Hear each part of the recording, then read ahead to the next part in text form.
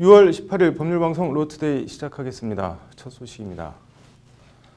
네, 태양의 계절 여름입니다. 대다수 운전자들이 자외선이나 뜨거운 태양열을 피하기 위해 자동차에 짙은 썬팅을 하고 있는데요. 그런데 과연 짙은 썬팅이 자외선이나 적외선을 차단하는 데 생각하는 것만큼 효과가 있을까요? 저희 법률방송에선 오늘부터 6차례에 걸쳐 썬팅 실태와 썬팅에 대한 오해와 진실, 개선 방안 등을 집중 보도해드립니다. 썬팅 이제는 바꾸자. 오늘은 그 첫 번째로 썬팅의 자외선 차단 효과에 대해 알려드립니다. 장한지 기자입니다. 지난 금요일 서울 강남역 사거리입니다. 도로 위를 지나가는 수많은 차들이 약속이나 한 듯이 짙은 썬팅이 돼 있습니다. 운전석이나 조수석, 뒷좌석은 물론 앞유리마저 짙은 썬팅이 되어 있어 자동차 내부가 들여다보이지 않습니다. 외제차나 국산차, 소형차, 중대형차를 가릴 것 없이 경쟁적으로 거의 예외 없이 짙은 썬팅으로 차량 내부를 가리고 있습니다. 그리고 운전자들은 대부분 이처럼 짙은 썬팅을 하는 주된 이유로 자외선이나 뜨거운 태양열 차단을 들고 있습니다. 자외선을 좀 방지해 줄 것 같기도 하고 또 특히 여름에 겨울에도 마찬가지지만 햇빛이 많이 비치거나 할 때 불편하잖아요. 그거 뭐 도움이 되는 것 같아서. 옅은 거는 에어컨 틀어도 시원하지가 않고 열 차단이 그만큼 안 돼요. 진한 걸로 해서 그래야 여름엔 또 좋죠. 열 차단이 잘 돼서 에어컨도 시원하고. 한 국제의학저널에 실린 28년간 트럭을 운전한 운전자의 얼굴 사진입니다. 수십 년간 매일 장시간 트럭 운전을 하며 운전석 창문을 통해 노출된 얼굴 왼쪽이 오른쪽에 비해 같은 사람의 얼굴인가 싶을 정도로 심하게 노화되어 있습니다. 일단 자외선이 노화 등 피부에 해로운 것은 검증된 과학적 사실입니다. 자외선이 피부에 매우 해로운 것은 사실이지만 짙은 썬팅이 과연 자외선이나 뜨거운 태양열 차단에 효과가 있을 거라는 운전자들의 믿음은 과연 사실일까요? 그렇지 않다는 것이 취재 결과입니다. 자동차 썬팅 필름을 포함한 각종 필름을 생산하는 유명 업체의 적외선 필름 투과 실험 영상입니다.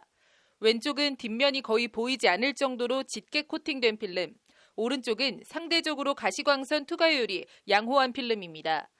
해당 필름들 앞에 초콜릿을 세워놓고 필름 뒤쪽에서 적외선을 투사해봤습니다. 3분쯤 지나자 짙은 필름 앞에 세워둔 초콜릿이 녹기 시작하더니 2분이 더 지나자 초콜릿이 완전히 녹아 무너져 내립니다. 반면 상대적으로 투명한 오른쪽 필름 앞에 세워둔 초콜릿은 별다른 변화 없이 처음 모양을 그대로 유지하고 있습니다. 통상적으로 아예 안 보이게 해버리면 사람들이 이제 자외선도 투과 못할 것이고 적외선도 투과 못할 것이다라고 생각을 하잖아요. 근데 실제로는 그러질 않습니다. 가시광선 투과율이 낮다고 해서 적외선 차단율이 높은 건 아니에요. 적외선뿐 아니라 자외선도 마찬가지입니다. 자외선이나 적외선은 별도의 차단 효과가 있는 필름을 설치해야지 무조건 시커멓게 아니 안 보이게 썬팅을 한다고 자외선이나 적외선이 차단되는 것이 아니라는 설명입니다. 오히려 짙은 썬팅이 일종의 비닐하우스 효과를 가져와 차량 내부를 더 뜨겁게 하는 정반대 효과만 가져올 수도 있습니다. 쉽게 말씀드리면 어떤 거냐면 검정색 비닐봉지로 이렇게 비닐하우스를 만들면 비닐하우스 안쪽은 햇빛이 안 들어오니까 깜깜하지만 그 안은 굉장히 덥죠, 뜨겁죠. 그거는 뭐냐고 그러면 가시광선은 투과하지 못하지만 적외선은 다 투과하기 때문에. 우리 도로교통법이 자외선이나 적외선 차단 관련해선 별도의 규정을 두지 않고 차량 앞유리 가시광선 투과율은 70% 미만, 옆유리는 40% 미만은 불법으로 규정하고 있는 것도 이와 상관이 있습니다. 가시광선 투과율을 지키고도 얼마든지 자외선이나 적외선 차단 효과를 거둘 수 있기 때문입니다. 오히려 규정을 넘어서는 너무 짙은 불법 썬팅은 시야를 방해해 안전사고 등 부작용을 초래할 수 있습니다. 너무 짙은 썬팅을 하는 경우에는 교통 안전에 위험할 수도 있고요. 특히 야간 같은 경우에는 더욱더 문제가 될 수가 있으니까요. 규정에 맞는 썬팅을 하시는 게 좋을 것 같습니다. 여기에 지난해 강진여고생 살인사건 등 안이 전혀 안 보일 정도로 짙은 썬팅은 범죄에 이용될 수도 있습니다. 지난 2013년엔 유명 가수의 여자친구가 강남 한복판에 세워둔 차량 안에서 숨진 채 일주일이나 방치되어 있다가 발견된 적도 있습니다. 안이 전혀 보이지 않는 썬팅 때문에 벌어진 일입니다. 잊을만 하면 한 번씩 터져나오는 어린이집 통학버스 아이 방치 사망 사고도 차량 내부가 보였다면 참극으로 이어지지 않았을 수도 있습니다. 썬팅을 시커멓게 짙게 바를수록 피부에 유해한 자외선 차단이 잘 될 것이라는 생각은 편견이자 오해에 불과합니다. 시야만 침침하게 가릴 뿐입니다. 법을 어기지 않으면서도 목적과 용도에 맞는 썬팅이 가능한 만큼 차량 운전자의 현명한 선택이 필요해 보입니다. 법률방송 장한지입니다. 네, 앞서 썬팅 관련한 보도 전해드리면서 잠깐 언급했는데요. 지난해 경기도 동두천의 한 어린이집 통학 차량 승합차 안에 방치됐던 당시 4살 A양이 숨지는 안타까운 사고가 있었습니다. 이 사건 항소심 판결이 오늘 나왔습니다. 판결로 보는 세상입니다. 폭염이 기승을 부리던 지난해 7월 17일 오후 4시 50분쯤 동두천의 한 어린이집 통합 차량 승합차 안에서 4살 A양이 숨진 채 발견됐습니다. 50도를 넘나들던 통학 차량 안에 몇 시간이나 갇혀있다 열사병으로 안타깝게 숨진 겁니다. 이에 인솔교사 29살 구모 씨와 운전기사 63살 송모 씨, 담임교사 35살 김모 씨 등이 업무상 과실치사 혐의로 재판에 넘겨졌습니다. 재판 과정에 숨진 A양의 부모는 인솔교사와 운전기사 등을 용서했습니다. 통상 고의범이 아닌 과실범의 경우 피해자 유족과 합의가 이루어지면 법원은 금고형 집행유예를 선고합니다. 하지만 이 사건 1심 법원은 이례적으로 운전기사에게 금고 1년 6개월을, 인솔교사와 담임교사에 대해선 각각 금고 1년의 실형을 선고했습니다. 불구속 상태에서 재판을 받던 담임교사 김 씨는 법정에서 구속됐습니다. 막을 수 있는 사고였고 사회에 큰 충격을 안겨줘 어린이집 차량 안전 문제에 경종을 울릴 필요가 있다는 것이 1심 재판부 판단이었습니다.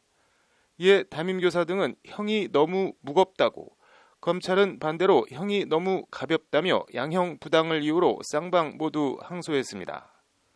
의정부지법 항소심 재판부는 오늘 검찰과 피고인들의 항소를 모두 기각하고 원심 판결을 그대로 유지했습니다. 피고인들이 깊이 아파하고 반성하고 있고 경제적으로도 어려운 것은 잘 알지만 사회에 미치는 영향을 고려해 원심 판결을 존중하기로 했다는 것이 재판부 판시입니다. 재판부는 그러면서 피고인들의 과실이 매우 중하다. 이들이 조금의 주의만 기울였어도 사건이 발생하지 않았을 것이라고 양형 사유를 밝혔습니다.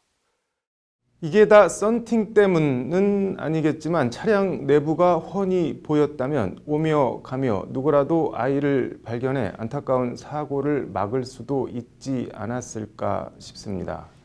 어린이집이나 유치원, 초등학교 통학 차량부터라도 우선 짙은 썬팅을 하지 못하도록 규제하고 위반 시 강하게 제재하는 법안 마련이 꼭 필요해 보입니다. 판결로 보는 세상이었습니다.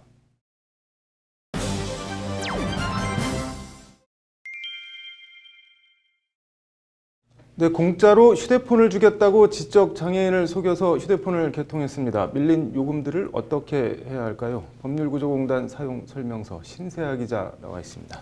신 기자, 지적장애인이라고 하는데 이게 어떤 내용인가요?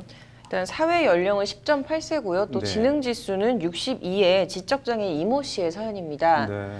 이 씨는 2014년 12월 16일 울산 중구에 있는 이 LG U+ 성남 대리점에서 네. 이제 제비 뽑기를 해서 당첨이 되면 공짜로 휴대폰을 주겠다라는 이런 대리점 직원의 거짓말에 속아서 네. 같은 날 LG U+와 이동통신 서비스 이용 계약을 체결을 하고요. 네. 휴대전화 단말기 할부 대금인 59만 4천 원 채무를 지게 된 겁니다. 네, 사기를 당한 거네요, 쉽게 말해서. 근데 심지어 이 사기를 한 번만 당한 것도 아닌데요. 네. 이제 의뢰인은 휴대전화를 사용하던 중에 이용대금 미납으로 휴대전화를 사용할 수 없게 되자 네. 이제 2016년 2월 11일 다시 이제 동일 대리점을 방문하게 됩니다. 네. 근데 이제 당시에 대리점 점장 등이 의뢰인을 보고 좀 정상인처럼 네. 보이지 않자 이제 의뢰인에게 미납 요금을 대납을 해주겠다. 그런데 이제 이걸 담보하기 위해서 의뢰인 명의 휴대전화 2대를 더 개통을 해서 대리점에 맡겨둬야 된다라고 이제 거짓말을 해서 네. 이제 의뢰인은 당일 이동통신 서비스 이용 계약을 또 체결을 하게 됩니다. 네. 그래서 여기에 2014년 12월 16일 20일 이동통신 서비스 이용 계약에 기한 이 미납요금 73만 3,816원을 대납하기로 하는 금전소비 대차약정을 체결하게 됩니다. 사람들 참 너무하네요. 뭐 그래서 어떻게 됐나요? 이제 이런 사실을 알게 된 이 씨의 어머니가 네. 이제 이 사건을 좀 해결하고자 대한법률구조공단 울산지부를 방문을 네. 해서 이제 공단은 이 사건에 대한 검토를 마치고 상대방을 피고로 한 네. 채무 부존재 확인 청구를 하게 됩니다. 네. 이제 의뢰인의 소송을 수행한 공단에서는 네. 이제 지능지수 70에서 65 내지 이제 63인 경우에는 네. 의사 무능력자임을 인정한 이제 종례 판결을 예로 들었습니다. 네. 그래서 의뢰인이 의사 무능력자에 이제 해당한다고 보고 장애인 복지법상 지능지수 70 이하의 사람을 이제 정신지체인 즉 이제 정신장애로서 보호의 대상으로 보고 네. 이제 위 계약이 당연 무효임을 주장을 했다는 게 공단의 설명입니다. 네. 뭐 재판부 판결이 어떻게 나왔나요? 네, 법원도 이 공단이 제시한 이 판례를 인용을 하면서 네. 이제 위 계약은 이제 의뢰인이 의사 능력이 없는 상태에서 체결된 것으로서 이제 네. 무효라고 봐야 된다라고 이제 재판부가 판단을 한 건데요. 네. 이제 결국 이 무효인 해당 계약 그리고 또 이를 전제로 한 구상금 채무와 이 무효인 금전소비대 차약정에 기한 대여금 채무는 이제 모두 존재하지 않는다라는 네. 내용으로 이제 법원이 2017년 12월에 선고를 했습니다. 네. 그래서 판결은 상대가 항소를 포기하면서 이제 그대로 확정이 됐습니다. 네. 이렇게 뭐 지적 장애인이 사기를 당했을 경우에는 어떻게 대처를 해야 되나요? 이제 일단은 뭐 이게 지적 장애인은 사회적 네. 약자이기 때문에 이제 범죄 대상이 되기가 굉장히 쉬운데요. 네. 이제 늘 조심은 해야 되지만 이제 보통 이런 사안의 경우에는 네. 형사 고소를 먼저 제기를 한 후에 네. 이제 같이 더불어서 민사 소송을 제기를 해서 권리구제를 받는 경우가 보통 많다고 합니다. 네. 그래서 먼저 이제 형사상으로 살펴보면 위 사례에 해당하는 이런 의사 무능력자는 물론 네. 이제 기본적인 의사 판단 능력은 있지만 이제 지적 장애인인 사람에게도 이제 사기를 이제 하게 네. 사기를 치게 된다면 형법 제 348조에 네. 준사기 조항에 해당이 돼서 네. 이제 10년 이하의 징역 또는 2천만 원 이하의 벌금에 처할 수 있기 때문에 네. 이제 뭐 이러나 저러나 어쨌든 처벌을 받을 수 있게 됩니다. 네. 그리고 또 민사상 조치에서 역시 이제 의사 무능력까지에 이르지 않게 되더라도 네. 이제 거짓말에 속아서 사기를 당했다면 계약 취소 소송도 가능하다고 합니다. 네. 뭐 아무리 돈이 좋아도 이렇게 지적 장애인 상대로 사기치는 건 좀 안 했으면 좋겠네요. 오늘 잘 들었습니다. 다음 소식입니다. 윤석열 서울중앙지검장의 신임 검찰총장 지명을 두고 정치권은 오늘 종일 날선 공방을 벌였습니다. 앵커 브리핑입니다. 여당인 더불어민주당은 윤 후보자만한 검찰개혁 적임자가 없다며 이틀째 거듭 윤 후보자를 치켜 세우며 옹호했습니다. 이인영 민주당 원내대표는 국회 원내대책회의에서 윤 후보자는 강력한 원칙주의자로 국민적 신망을 받아왔다.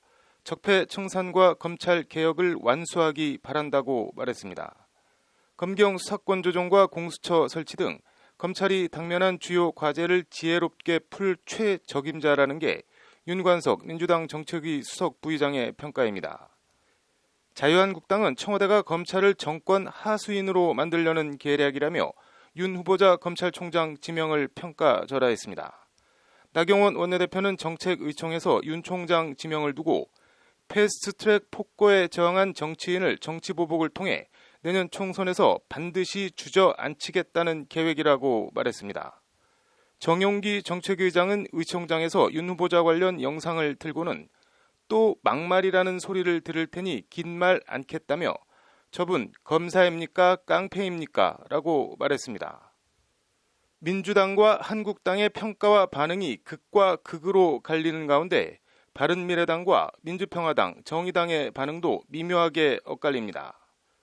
관련해서 박주연 평화당 수석대변인은 논평을 통해 윤 후보자를 반대하는 한국당은 윤 후보자가 검찰총장이 되는 것이 두려운가라고 꼬집으며 도둑이 재발절인 것이 아니라면 반대만 하지 말고 인사청문회에서 철저한 검증을 하라고 한국당을 압박했습니다.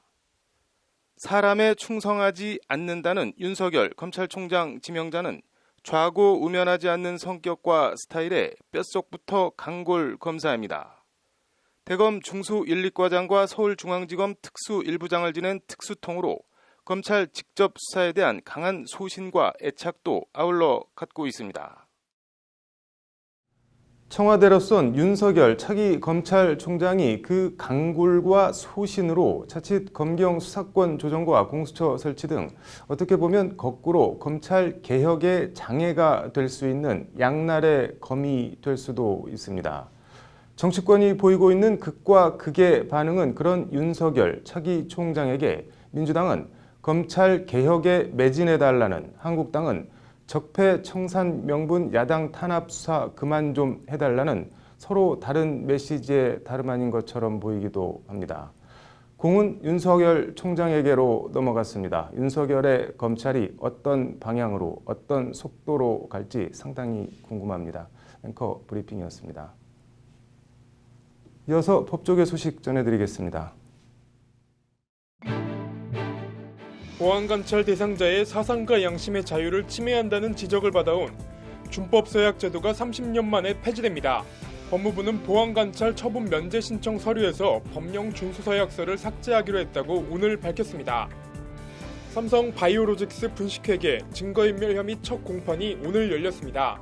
삼성 임직원들은 검찰 수사 기록을 보여달라고 요청했고 검찰은 아직 수사 중인 공범 사건이 있어 7월 이후에 제공하겠다고 밝혔습니다. 앞으로는 10년 이상 근무한 경위급 경찰 공무원이 경감으로 근속 승진하는 비율이 기존 30%에서 40%로 상향됩니다. 국가인권위원회는 오는 8월 2일까지 대한민국 인권상 후보자 추천을 받는다고 밝혔습니다. 인권 신장에 기여한 사람이나 단체 기관에 대해 인권위 홈페이지를 통해 추천하면 됩니다. 6월 18일 법률방송 로투데이 마치겠습니다. 시청해주셔서 감사합니다.